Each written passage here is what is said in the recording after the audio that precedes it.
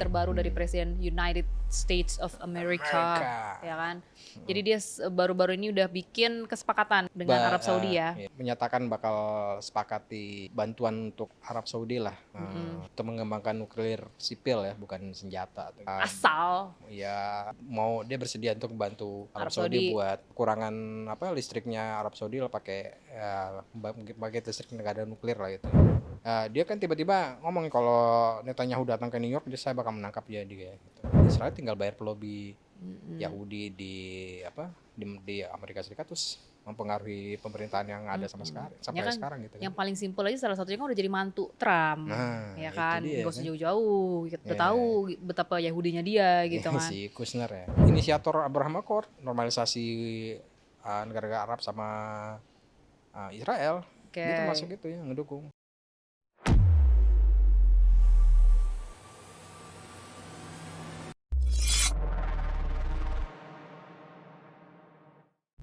Video ini dibuat bukan untuk menyudutkan siapapun, serta diolah berdasarkan fakta dan data. Jika ada yang merasa tersudutkan, silakan tonton kembali videonya dengan seksama. Halo, selamat datang balik lagi di Lambe Politik bersama saya Charlen dan Fajar. akhirnya ya buat sekarang nih kita tapping yang sekarang ini euforianya Piala Dunia udah berakhir. Euforia Selesai. Pildun sudah selesai. Dan Spanyol pemenangnya. Spanyol pemenangnya. Waktu itu kayaknya gue pegang Spanyol deh. Ya kan, lu pegang Kayak apa? banyak yang pegang Spanyol ya gue. Karena gue yakin banget emang udah paling bener dah Spanyol jadi juara dunianya. Nah, Nggak usah Argentina. udah pasti. Dan sekarang dan ternyata ini ya. Dan ternyata ujung-ujungnya Argentina penuh dengan Kebencian nih, ke iya, ininya, ke jadi banyak yang Argentinanya. ngehujat ya. Gara-gara gak tau, bukan faktor ininya aja sih sportivitas, tapi faktor politiknya juga ada di baliknya Iya, itu kan. Yang representasinya tuh kayak Spanyol representasi Palestina, membela Palestina. Bela Palestina, Argentina ya antinya, antitesisnya, Iya, betul. Terus juga ada yang menarik, gue jadi kepikiran nih pas udah selesai itu kan, udah selesai pesta-pestanya gitu, terus ada kembang api di lapangannya, ada kayak duar-duar asap-asap gitu di lapangan. Gue nggak nonton di lapangan, gue juga nggak nonton, tapi ini rame di lapangan duar-duar gitu kan. Tapi asap-asap yang muncul tuh asap-asapnya warna biru. Oh, Argentina. Iya, Argentina banget. Jadi kayak orang-orang mikir lah, lo kalau misalkan Kayak udah siapin buat Argentina menang ya. iya, Gitu kenapa ya. asap-asap jadi warna biru? Harusnya kan asap-asapnya warna merah ya, karena kan Spanyol kan benernya dominan merah. Itu kadang-kadang jadi pertanyaan gua, masa iya sih FIFA, sekelas FIFA gitu emang mau arrange supaya Argentina jadi juaranya biar apa sih, Kak? Teori konspirasi. Konspirasi. Tapi kalau ya konstelasi. Itunya ya bisa jadi sih ya, kayak anak kesayangan banget itu kan. Itu ya. Ya positifnya sih kalau biru tuh mewakili Amerika Serikat juga sebagai tuan rumah lah ya. Belum lagi juga Trumpnya juga rame ya di situ kan, yang dia maju naik ke atas panggung kagak mau turun di saat Spanyolnya mau selebrasi. Iya. Ya kan selama ini kan juga dia selalu ribut sama Spanyol kan, Amerika Serikat tuh terkait sama Palestina juga kan. Betul. PM Spanyolnya tuh selalu emang membela Palestina banget gitu kan. Yang bikin bukan soal Palestina juga, di NATO juga kan. Trump selalu ngeritik Spanyol supaya spending lebih banyak duit lagi buat NATO lah gitu. Ya datang juga sih PM, cuman kayak gue nggak kelihatan dia deket sama Trump di itu PM deh. Spanyol ada juga. Iya, kalau gue lihat sih ya di IG-nya dia gitu. Cuman yang turun ke situ kan rajanya. Rajanya, betul. Sama istri sama 2 anak. Ternyata Perdana Menteri juga nonton ya. Masa iya ada rajanya Perdana Menteri nggak datang ya? Iya, mungkin nggak ada, pasti ada juga lah gitu. Iya, cuman kan kemarin tuh yang kita lihat yang cuma disorot-sorot kan bener-bener cuman Trump, si Giannino Infantino, siapa namanya kalau salah sorry deh. Gitu ya. Hah? Siapa Gianni Infantino ya? Iya, kalau salah namanya gue agak sorry lah ya. Terus sekarang ada berita lagi nih, maksudnya ada update lagi terbaru dari Presiden United States of America. Ya kan. Jadi dia baru-baru ini udah bikin kesepakatan dengan Arab Saudi ya. Iya. Baru propose sih intinya. Oh, baru propose. Waler. Iya. Menyatakan bakal sepakati bantuan untuk Arab Saudi lah, untuk mengembangkan nuklir sipil ya, bukan senjata atau gitu. Ya Asal. ya asal tadinya sih nggak ini ya, nggak ada itu, Gak ada bumbu-bumbu itu nggak ada bumbu tadinya. itu, Oh, oke. lempeng aja tuh sebenarnya. Dia bersedia untuk bantu Arab Arab Saudi Saudi. buat dia buat ngatasi uh, kekurangan listriknya Arab Saudi lah, pakai listrik negara nuklir lah gitu ya, buat dikembangin di Arab Saudi gitu. Nah tiba-tiba masih tadi malam lah, sana berapa ya?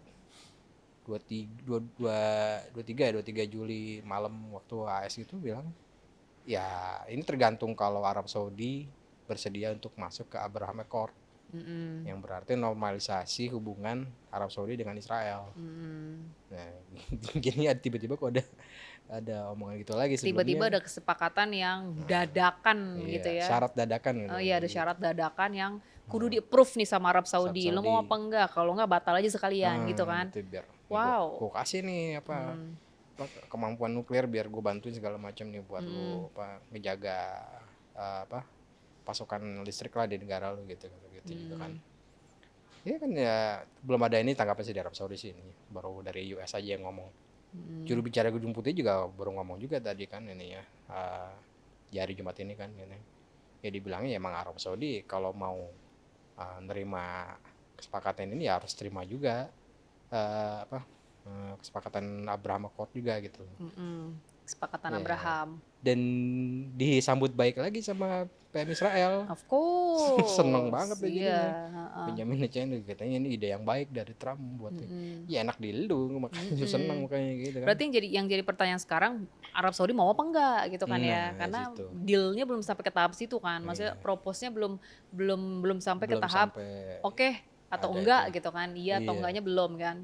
Nah, ya kan kalau Arab Saudi kan sebenarnya kan sesuai juga sama visi 2030-nya si Muhammad bin Salman ya, ininya yang berarti mengurangi ketergantungan sama energi fosil gitu. Ya kan, ya ini salah satunya buat dia Arab Saudi lah mengganti perlu lah ya si energi nuklir ini kelangsungan hidupnya ya. Soalnya kan kalau menurut pemberitaan sih emang cadangan minyaknya makin menipis aja gitu kan. Kalau dipakai terus-terusan pasti habis lah ya. Betul. Gitu, ya. Itu kan nggak bisa diperbaharui kan? Sumber dayanya. Kalau dia punya nuklir ini ya bisa mengganti lah tentunya. Dan juga Arab Saudi kan salah satu yang meratifikasi NPT ya, Non-Proliferation Treaty-nya PBB gitu kan.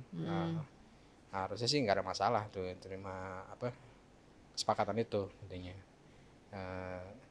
Tapi kalau misalnya jadi ya konstelasi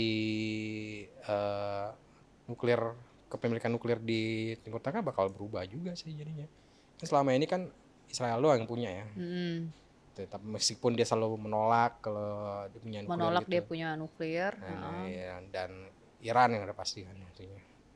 Kalau banyak ininya kan ini loh jadi perlombaan senjata kekhawatirannya perlombaan senjata nuklir kekhawatirannya di walaupun Timur Tengah. Tujuannya si Arab Saudi bukan buat itu ya. Iya masih ini takut ke depannya. Ke depannya bakal ke arah senjata nuklir. Iran pun juga selama ini kan nggak ada bukti dia buat senjata nuklir toh. Cuman buat pure pembangkit listrik doang gitunya. Dan itu dia udah diinin sama lembaga atomnya PBB gitu. Itu ya gue lihat sih ya bakal menarik sih kalau misalnya dia jadi. Arab Saudi akhirnya bisa approve gitu kan, bisa dapat bantuan dari Amerika Serikat untuk pengayaan nuklir gitu kan. Iya. Dan ataupun menolak ya kan ya. Cuman ya tahu juga sih ya. Iya, cuman ya nggak bangetnya itu loh dengan syarat lo harus mengakui Israel, kedaulatan Israel gitu kan maksudnya. Kalau misalkan ini kesepakatan ini mau terus dilanjutkan gitu, itu menurut gue kayak apa sih? Itu ancaman-ancaman yang bakal lebih menarik kali kalau misalnya dia nolak AS ngambil bantuan pengayaan nuklir dari Rusia atau Cina sih ya, bakal jadi kayak gitu, bakal lebih ramai lagi kali itu. Ya, itu bisa dipertimbangkan ya.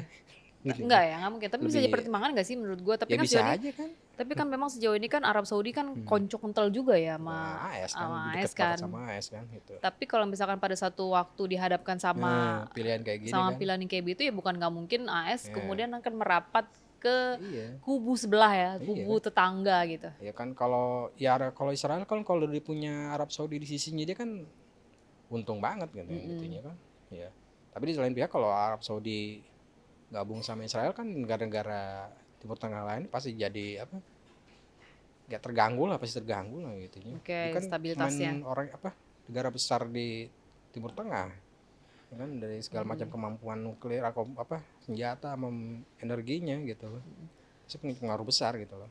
Walaupun sebenarnya Arab Saudi juga nggak, kalau misalkan ngomongin, kalau kita kan ngomongin Israel kan pasti larinya nggak jauh dari Palestina ya, maksudnya. Walaupun Arab Saudi juga kayaknya nggak terlalu into ya kan, bukan nggak terlalu sih, tidak into lah dengan Palestina gitu kan. Jadi biar aja urus sendiri. Cuman kalau emang pada akhirnya dia harus mengakui Israel tuh berdaulat, ya itu beda urusan lagi. Iya, intinya. Kayak bunuh diri sih sebenarnya kalau misalnya dia ngakuin itu kan biar pemerintahnya dukung misalnya ya Abraham Accord warganya kan nggak suka sama Israel juga. Ya ya bunuh diri juga sih sebenarnya kalau misalnya pada akhir pemerintah Arab Saudi mendukung Abraham Accord dan menerima bantuan kerjasama nuklir ini sama AS. Padahal kan dia dulu waktu Abraham Accord itu 2020 ya ini kan yang pertama digaungkan sama AS itu kan dia juga menolak gara-gara perang Gaza terjadi kan. Oke. Gitu ya. Nah, kalau misalnya dia tiba-tiba belok arah ya agak aneh juga gitu. Gitu. Terus yang kata lu apa? Mamdani. Iya, Mamdani sih dia menarik juga sih ya. Wali kota New York. Biasa kan kalau New York kan emang ada markas PBB kan ya. Dan tiap tahunnya pasti ada pertemuan semua negara anggota PBB ini. Sekarang Juli ya, biasa antara Oktober atau September Oktober lah itu bakal ada UNGA apa General Assembly-nya sidang majelis umum PBB itu kan semua negara anggota PBB pasti datang gitu kan. Ya kita tahu kan kalau Israel Benjamin Netanyahu kan dianggap sebagai penjahat perang oleh ICC kan. Iya. Yang nggak ditangkap ya. Nggak bisa, harusnya ditangkap ya kalau tiap dia datang ke negara yang apa ratifikasi ini ICC kayak gitu kan. Dia kan tiba-tiba ngomong kalau Netanyahu datang ke New York dia saya bakal menangkap dia gitu. Ya ternyata apalagi kepala daerah wali kota doang ya nggak punya kapasitas gitu pun nangkap kepala negara kayak Netanyahu gitu. Ya ditarik lagi lah itunya omongannya dia. Ternyata tapi dia fair apa dibilang. Ya ternyata emang saya nggak punya wewenang buat itu. Tapi dia uniknya mendorong pemerintah federal, pemerintah pusat Amerika Serikat untuk mendorong lah supaya Netanyahu ditangkap kalau datang ke New York kayak gitu. Itu. Cuman berarti kalau emang dia beneran mau merealisasikan, maksudnya mengimplementasikan omongannya, ya berarti nunggu momen nanti pas yang besar itu, tapi kan dia bisa juga kapan aja. Kayak bilateral kayak dia udah sering banget ke US. Iya. Tapi kan lebih baik ke Washington bukan ke New York ya kan. Ya. Di New York sih ada juga dia kan ada pelobi IAEA itu markasnya di situ juga tuh. Dan apa populasi warga Yahudi itu besar juga di New York itu. Dia sering banget ketemu orang-orang Yahudi diaspora ya lah di situ apa. Iya. Tapi kan emang ya namanya juga Amerika Serikat ya. Memang kalau Yahudinya udah pasti kuat. Iya, masanya ada gitu. Masanya ada, sampai lo bisa buat satu community sendiri tuh ya. Komunitas Islamnya juga banyak dan ya emang gak sebesar Yahudi sih. Tapi mereka tuh gak punya kekuatan besar secara politik dan dana yang besar kayak warga Yahudi di New York gitu. Karena menurut gua most of warga Yahudi yang di New York tajir-tajir ya say. Ya kan belum lagi kemarin ada si Epstein. Nah, itu tajirnya kayak apaan tahu. Kayak gitu-gitu ya kan.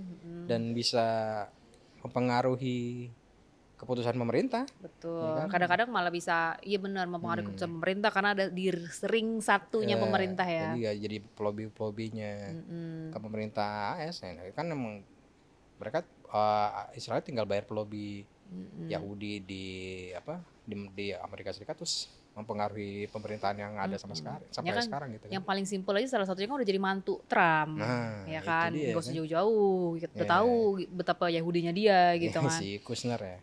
Si Nah itu Kushner. yang ini juga kan salah satu yang inisiator Abraham Accord, yang apa, yang normalisasi negara Arab sama Israel. Dia termasuk itu yang ngedukung. Ya pastilah. Iya. Dia pasti kan akan Otaknya malah mendukung apapun yang ancestornya inginkan. Nah, malah yang kalau lihat penelitian di Gaza yang apa berubah jadi resort segala macam, otaknya dia juga kan. Iya betul. Makanya. New Gaza. New Gaza Jangan lupa itu kan. judulnya jadi New Gaza. Soalnya kan dia emang pengusaha ini apa? Properti, makanya real estate, iya. Setipe lah jadinya gitu. Dia sih santai-santai aja, mau aja sih dia tuh rombak Ya, duit. oke. Kushner dengan idenya New Gaza, ya oke, fine. Ya, bakal selalu sama dia. Soalnya mereka jadi penasihatnya Trump juga kan.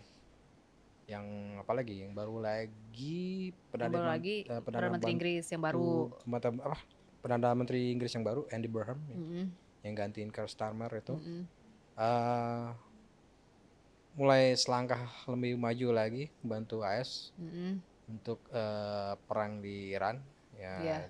Dia mengizinkan apa pangkalan militernya ada 2 ya. Iya ada 2 ya buat AS untuk ngebase buat nyerang Iran lah istilahnya gitu. Jadi dia menyerang untuk Israel pakai itu pangkalan untuk kemudian menyerang Tehran, menyerang Iran. Jadi untuk sebagai orang yang baru banget menjabat perdana menteri begitu ya. Ini merupakan ini tuh kayaknya jadi satu keputusan politik luar negeri yang krusial ya. Iya, baru. Tapi ya kalau dia bilang sih emang dia kelanjutan dari PM sebelumnya, Keir Starmer itu. Dan yang dipakai tuh apa? Yang di Diego Garcia di RAF Rayford di Gloucestershire ini ya. Ya jadi ya bisa dipakai lama pesawat AS dan nih buat ya lawan ancaman rudal Iran dan juga ya alasan sih memang buat defensif katanya kan. Jadi ya. pangkalan militer itu dipakai sama Amerika Serikat untuk keperluan defensif kepentingan nasionalnya Inggris kan. Gitu aja, cuman tetap aja itu bakal ngefek ke lingkaran Eropa lainnya gitu. Itu jadi kan jadi keterlibatan Inggris ya. Betul. Lebih dalam lagi ke perang. Nah keputusannya si siapa namanya nih si Burnham ini kan juga ditentang sama parlemennya sendiri kan. Maksudnya parlemennya sendiri justru minta supaya lu itu harusnya kasih sanksi buat Israel gitu. Ngapain harus? Tapi kayaknya nggak bakal mungkin juga sih. Inggris juga apa ngasih sanksi kayak nggak ada berani juga, nggak bakal berani juga sih ya. Karena satu Inggris ya dari dulu sampai sekarang kan akan tetap sekutu. Itunya. Ya susah ya, maksudnya untuk berpisah. Ya gue nggak tahu juga. Pesimis banget tuh ya. Ya nggak tahu juga gimana ke depannya gitu kan. Tapi buat sekarang itu sebuah keputusan yang tidak mungkin terjadi ya kalau mereka split gitu. Tidak satu frekuensi lah gitu. Ya selama ini kan juga Inggris istilahnya yang mengekor ke AS lah ya. Mau kebijakan militer atau ekonomi ya kayak waktu perang Irak juga kan Tony Blair juga ini kan ngikutin apa yang Bush mau gitu kan. Nyerang Irak gitu bilang ada weapon of mass destruction gitu padahal nggak ada juga kan ya akhirnya gitu kan. Ya, ini juga masalahnya juga AS bilang kalau ada nuklir Israel lebih ke Israel ya. Israel bilang nuklir Iran bakal ngeganggu Timur Tengah. Ya padahal juga sampai sekarang juga Badan Atom PBB juga bilang nggak ada bukti kalau Iran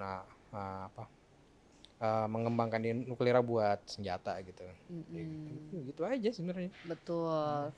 Cuman ya nggak tahu ya parlemennya akan bisa ngapain gitu, akan bisa ngapain lagi kan mereka udah kebanyakan, setahu gue sih ada 80 orangan lah dari sekian ratus anggota parlemen itu yang menentang keputusannya Burnham.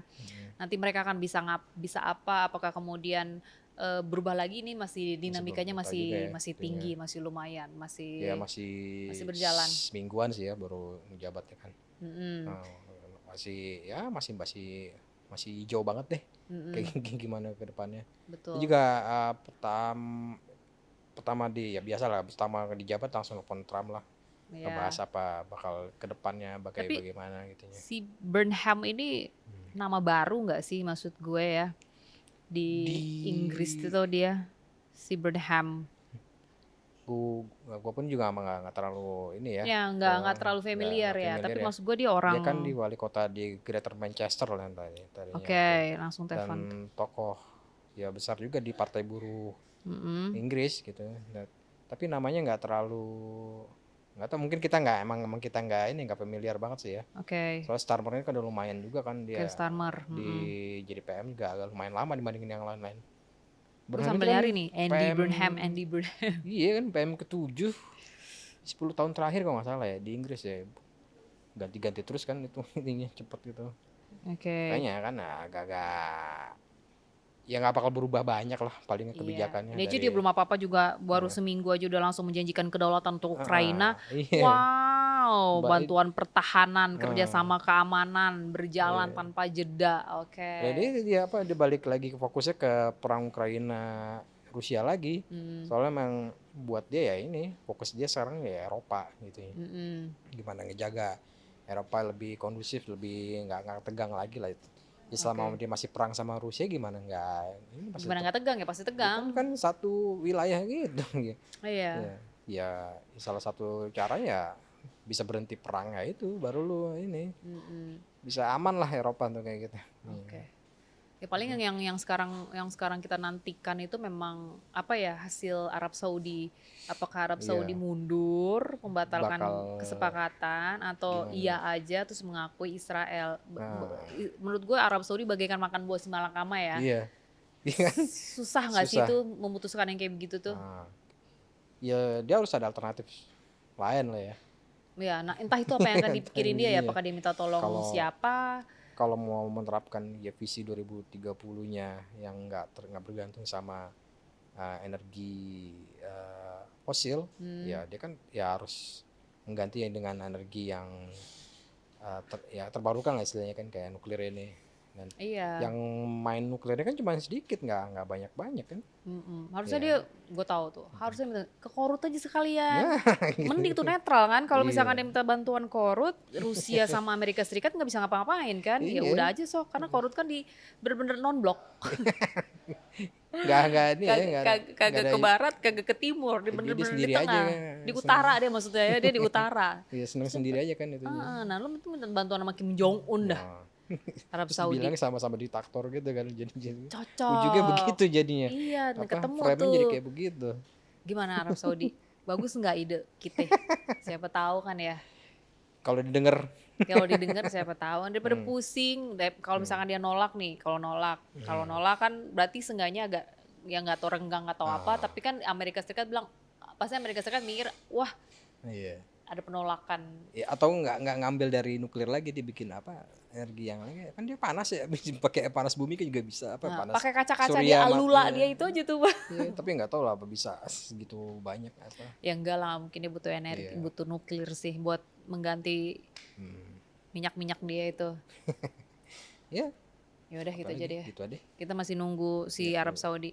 Oke, penonton Lambe Politik. Kalau misalkan ada ide seperti biasa boleh tulis di komen ya, apa yang perlu kita bahas, nanti kita bahas, kita obrolin. Nah, terus penonton Lambe Politik juga bisa apa ya? Interaksi. Iya benar, interaksi sama kita. Iya, interaksi. Oke ya. Terima kasih, thank you for watching. Bye.